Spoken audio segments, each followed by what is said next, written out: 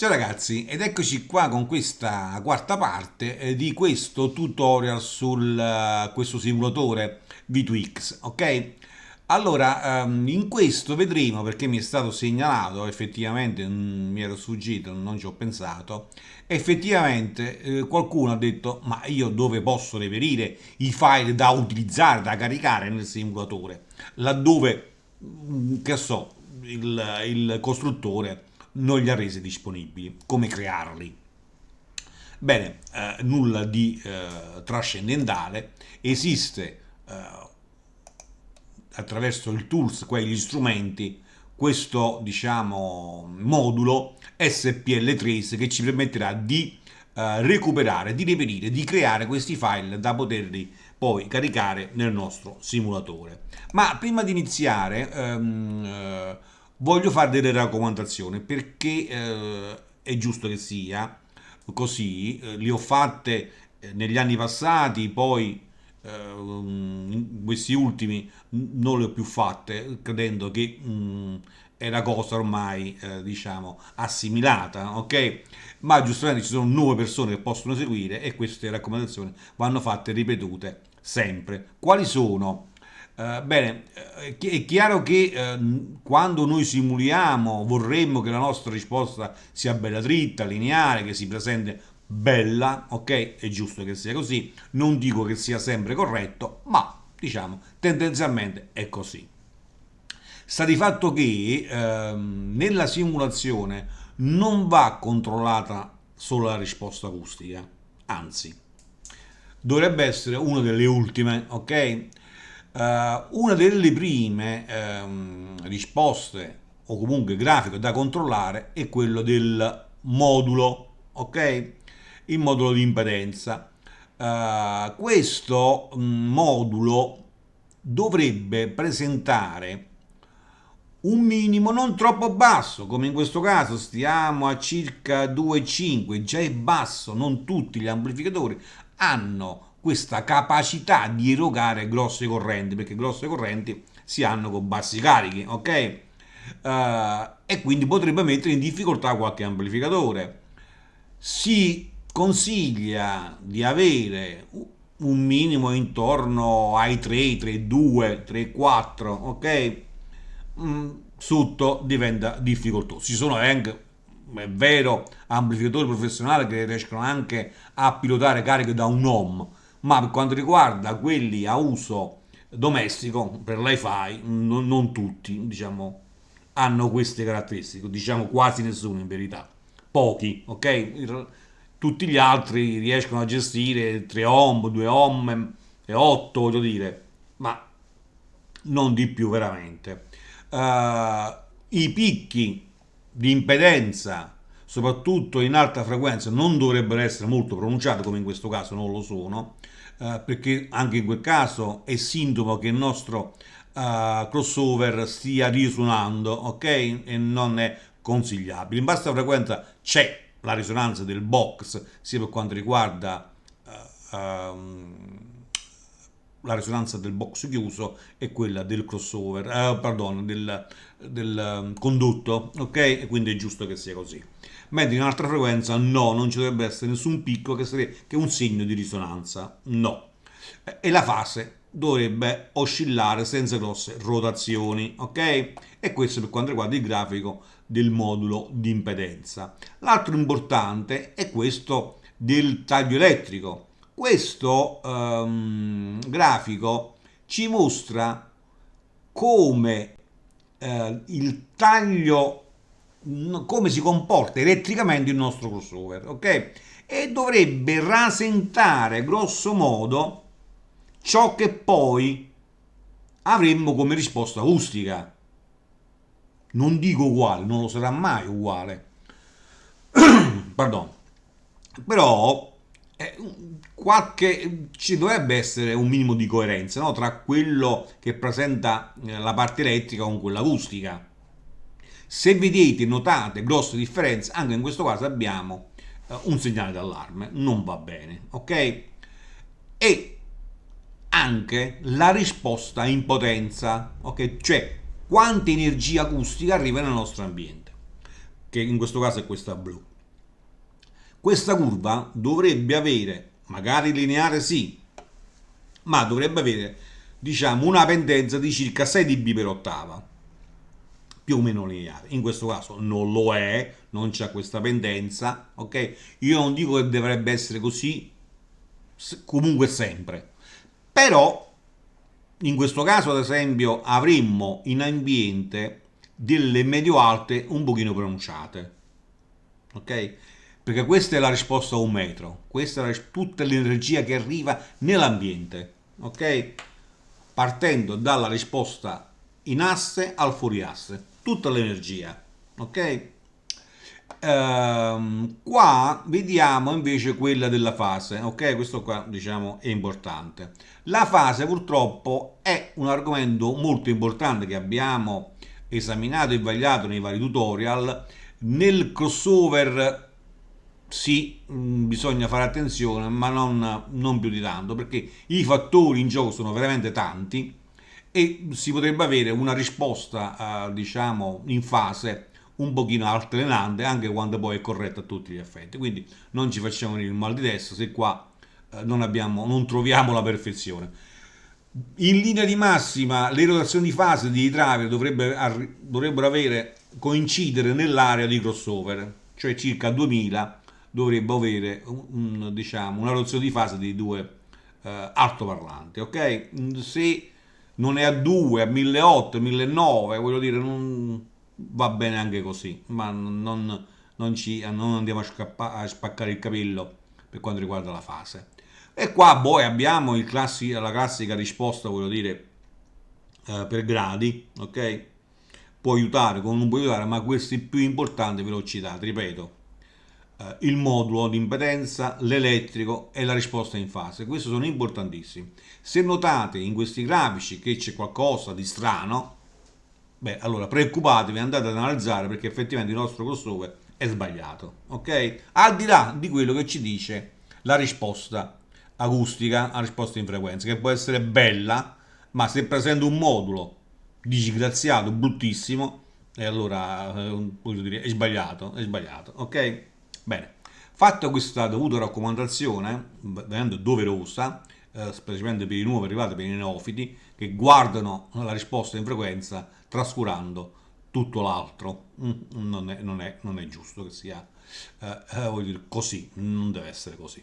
Bene, ora per recuperare questi file da poter caricare, quindi avere le nostre curve in risposta, in frequenza e modulo di impedenza, dicevamo andiamo su tool strumenti, SPL Trace e si apre questa finestra.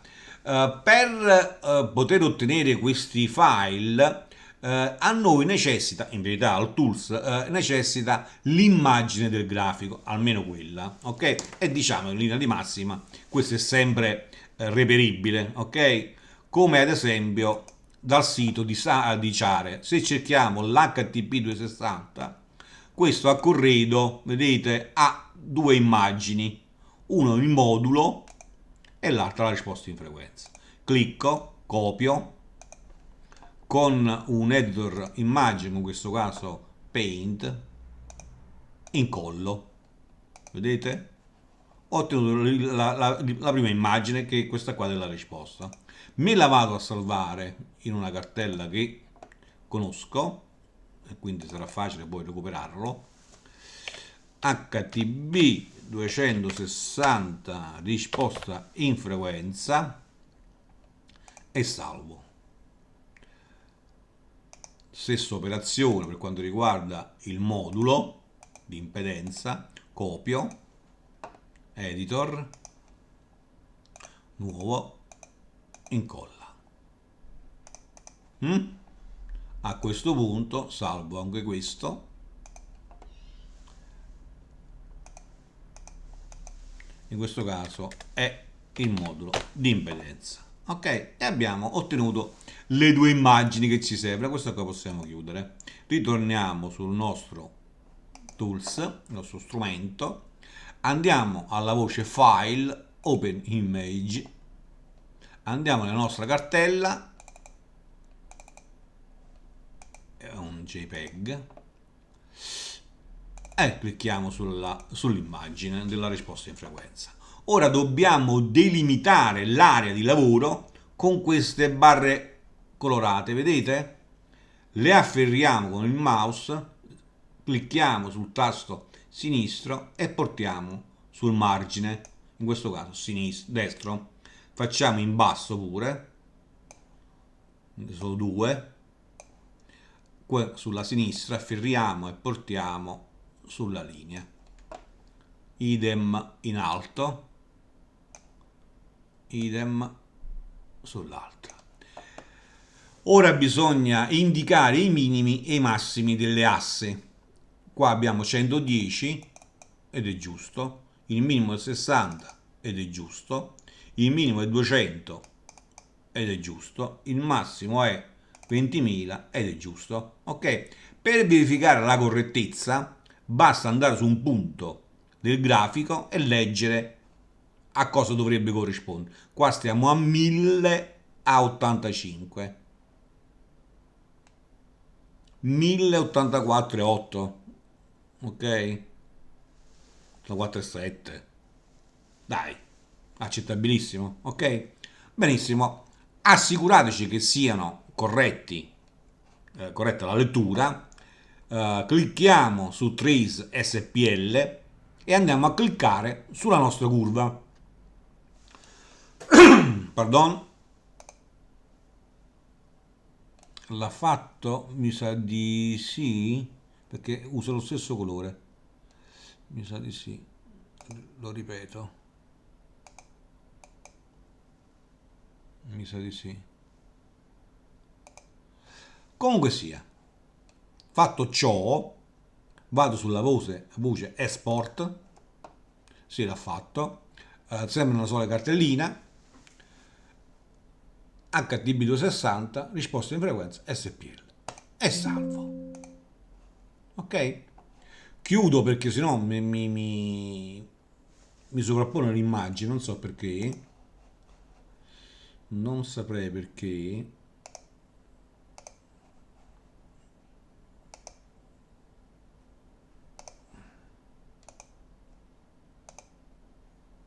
File, open image, vado se no sulla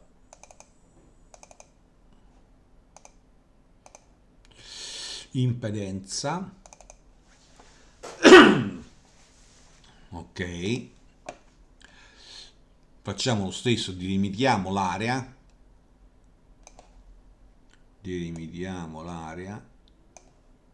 sopra e sotto, sinistra e destra,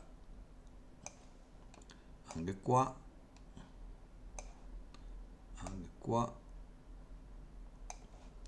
fissiamo i minimi e in questo caso qua c'è un bug, perché se il minimo e il massimo del modulo vado a indicare negli appositi campi mi fa una lettura sbagliata. Quindi io l'ho fatto di qua e mi trovo bene, quindi 50 e 0, ok?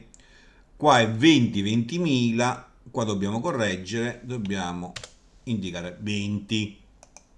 Vediamo se ci troviamo, fissiamo questo è 200 a 20 ohm, 202 a 19,9, corretto, ci possiamo accontentare, ok? E andiamo a tracciare. Clicchiamo sulla nostra curva, eccola qua, ok? Esportiamo, sempre la nostra cartella, impedenza dell'HTB 260. Salviamo. Ora potremmo anche verificare la correttezza di ciò che abbiamo fatto. Stavo facendo delle prove con Rev, chiamatelo come preferite. Allora concentriamo queste, faccio file, import, eccola qua, rf, ecco qua, vedete?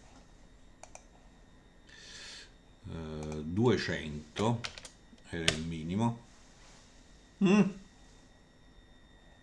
200 a 20.000, sì, eccolo qua. Mm?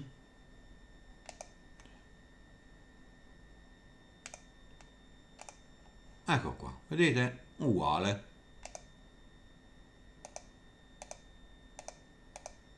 Vuol dire che è corretta la nostra operazione. Ok? Quindi possiamo chiudere e abbiamo recuperato i file. Ok? Lo potete fare con qualsiasi costruttore che vi dia al limite l'immagine dei grafici. Con l'immagine dei grafici possiamo ricavare i dati da poter caricare nel nostro simulatore e fare le nostre belle simulazioni. Bene, spero di aver fatto cosa gradita. Se questo video, questo tutorial vi è piaciuto, mettete un mi piace per darmene atto. Io mi fermo qua, ci sentiamo per la prossima. Ciao!